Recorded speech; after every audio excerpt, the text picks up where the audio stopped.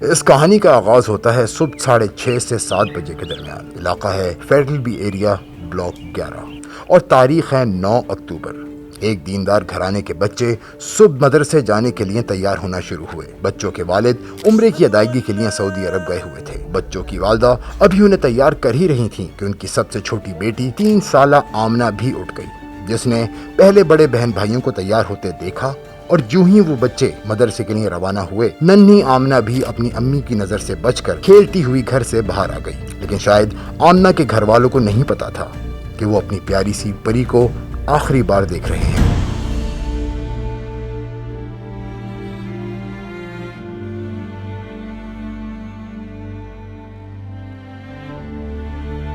अभी कुछ आधा घंटा ही गुजरा था कि 3 साला आमना की कजन घर चीखती हुई आई और अपने वालिद को बताया कि आमना को किसी ने मार दिया है। मैं आमना का चचा हूँ।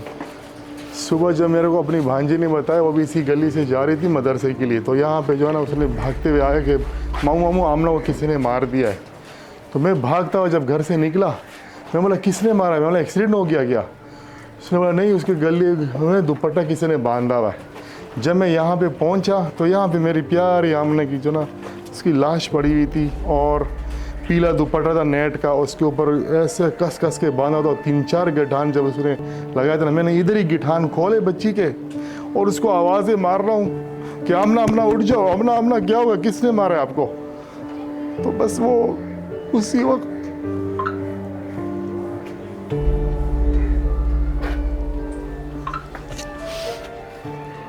आमना के गले में दुपट्टा बंधा हुआ था, जिससे ये अंदाजा लगाना मुश्किल नहीं था कि दुपट्टे से इसका गला घोंटकर कत्ल किया गया।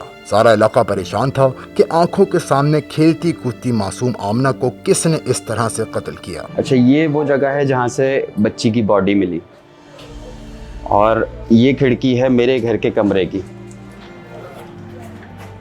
सुबह 7:36 पे जिस वक्त शोर शराबा शुरू हुआ, पहली चीख जिसको वो बॉडी मिली उसने मारी, तो मेरी नज़र फ़ौरन खिड़की पे गई और मैंने खिड़की खोली तो सामने बच्ची की बॉडी पड़ी थी।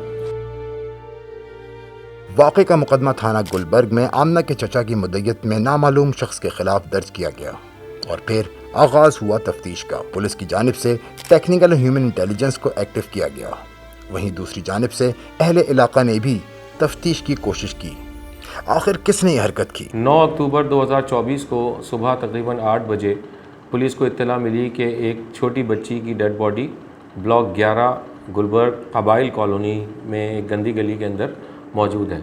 इस इत्तला के ऊपर पुलिस ने रेस्पॉन्ड किया, फौरी तौर पे मौके पे पहुंच के बॉडी को हॉस्पिटल पहुंचाया ताकि नीडेड मेडिकल जो रिक्वायरमेंट्स हैं वो पूरी की जा सकें और पूरे इलाके को की सर्चिंग शुरू कर दी गई। सीसीटीवीज़ को तलाश किया गया। कच्ची आबादी थी जिसकी थोड़ी सी दिक्कत पेश आई, लेकिन पुलिस को चंद घंटों के अंदर ही एक सस्पेक्ट की ऊपर जो है वो मालूमात हासिल हो गई। नीडेड जितने भी शवाहिद थे पुलिस ने वो सारे के सारे वहाँ से जमा किए। जो सस्पेक्ट था, सस्पेक्ट का फ़ोन नंबर कलेक्ट किया गया। पुलिस की सीनियर कमांड ने तमाम लॉजिस्टिक सपोर्ट्स फौरी तौर पे जो है वो प्रोवाइड की, जिसकी वजह से लोकेटर लेके हम उसको ढूंढने के लिए फौरी तौर पे वहाँ निकल गए और मुलजिम को 10-12 घंटे की तवील और पेन स्टेकिंग मेहनत के बाद अल्लाह का शुक्र है कि मुलजिम को अरेस्ट कर लिया। आखिर कौन था ये शख्स जिसके साथ आमना को आखिरी बार देखा गया और फिर मोहल्ले वालों ने इसकी शनाख्त कर ली? नाम नसीरुद्दीन है। आमना 3 साल बच्ची मेरी पड़ोसन है। सुबह मैं निकला रिक्शा ले स्टार्ट करने के लिए, स्टार्ट रिक्शा नहीं हुआ तो फिर मैंने बच्ची को अंदर बुलाया, बच्ची आ गई थी। मैंने उसको प्यार किया सिर्फ, मैंने और कोई गलत काम नहीं किया, जिसकी वजह से वो शोर मचाने लगी, मैंने उसको मार दिया। अब हम आपको बताते हैं मुलजिम नसीरुद्दीन की कहानी। नसीरुद्दीन आमना के पड़ोस में 35 साल से रह रहा है, जबकि इसके आमना के वालिद अब्दुल बासित के साथ भी अच्छे ताल्लुकात थे। ये तो तकरीबन 1986 में जब हम यहाँ आए थे तो उस वक्त से यही रह रहा है।